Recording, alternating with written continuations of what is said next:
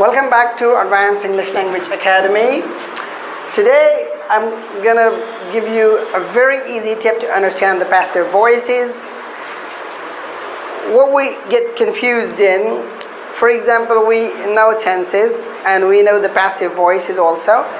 So each tense has its own mechanism. For example, if we change one tense into passive voice, so it's a little bit difficult mechanism, and particularly when you're speaking English or you are attempting your paper or you are appearing in a test or anything. So there are two things going on in your mind. For example, you are converting a tense into passive voice. So first of all, you have to know about the mechanism of changing that tense into passive voice. So you are double-minded, and at that time you're confused because you have to know about the active voice and then the passive voice. You have to know about which tense is this, and then you have to change that tense according to the mechanism. For example, we change present simple tense with some other mechanism, with some other technique, and present simple, past simple, these all have different mechanisms. So you're bound to get confused because there are 12 tenses and each tense has its own mechanism, its own technique of changing when we change it to passive voice. But there is an easy solution that you don't need to get confused in tenses. Now, for example, if you don't know which tense has been used and you're changing it into passive voices, so you won't have any problem, okay? Now, that's a very special class. You don't need to think about the tense. You just you can change the tense into passive voice without knowing which tense is that. So I have come up with the easiest formula with, I say it's the easiest. Now my viewers will decide whether it is easy or not, and they'll tell in the comment section. But if you look at today's structure, I have tried to make passive voice is very easy for you, for my viewers. So if you see, don't just think about which tense is this, which tense is this. Look at the verb in a sentence. Which verb has been used in a sentence? So if it is V1, now V1 means first form of verb, V2 means second form of verb, V3 means third form of verb, and V4 means fourth form of verb. So look at the verb in a sentence. Which verb has been used in a sentence? So if first form of verb has been used, so you just take is and are, is helping verb for passive voices, okay?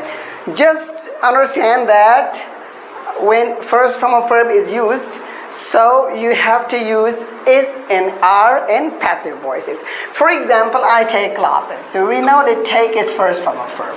So when we look at the verb, so this thing should come into your mind, this formula should come into your mind, that because take is first form of verb, so we will take is or are. Now when we will use is, we will use is when the object is singular, and we will use are when the object is plural.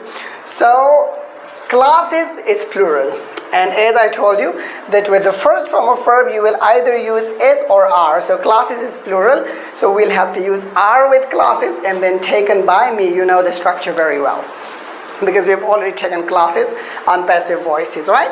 We play cricket. So here cricket is object and it is singular. Here I take classes, the object is plural, so classes are taken by us.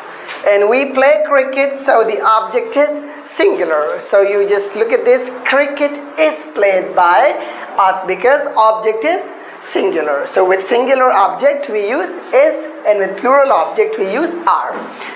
But you'll have to look at the verb, that first form of verb has been used here too.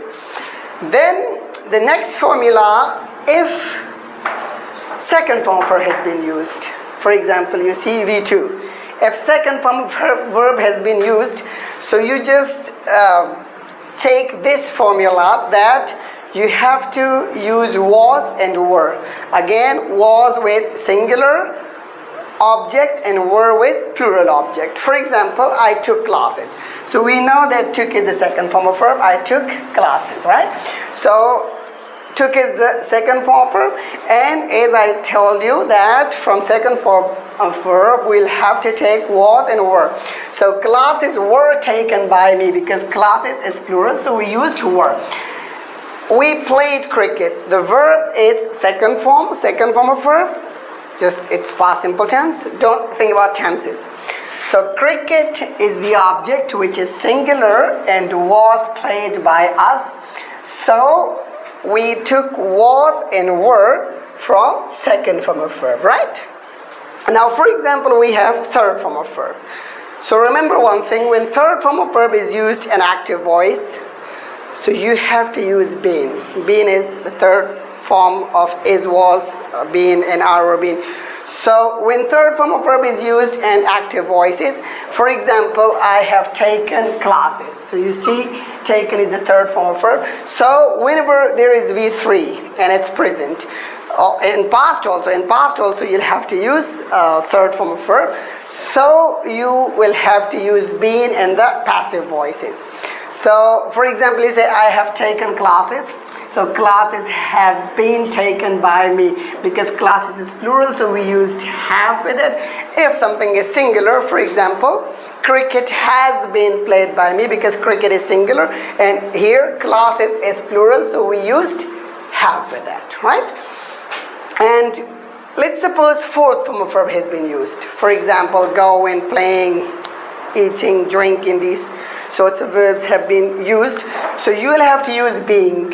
Okay, is the verb has ing, so be also has ing. Like for example, being, I am taking class. So classes are being taken by me.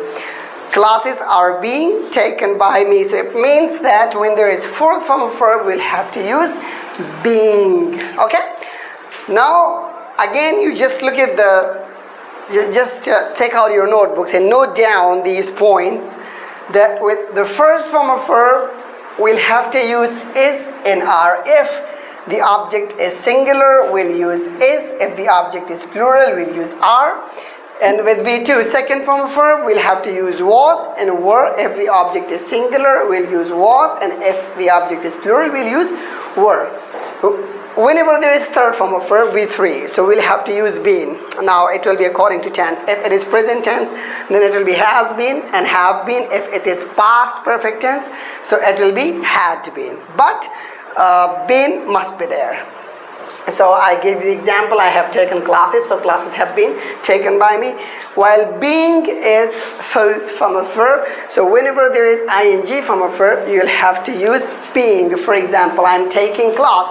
So you see that ing form of verb has been used in this sentence. So classes are being is ing, are in the ing is in the verb, so ing will be with the in the passive voice also. When in the active voice ing is there, so you will have to use ing of be in the passive voices. I hope you would have enjoyed today's class.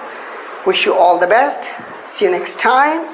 If you liked your video, but one thing, I'll come up with another video in which I'll tell you the mechanism of other passive voices, but because of YouTube tendency, people don't watch longer video nowadays. So we just talked about present tenses mostly, and tomorrow in next class we'll talk about past, and then I'll also give you a formula of future tenses. So just follow these tips and practice them in your daily life, and you will have no problem. Thanks a lot.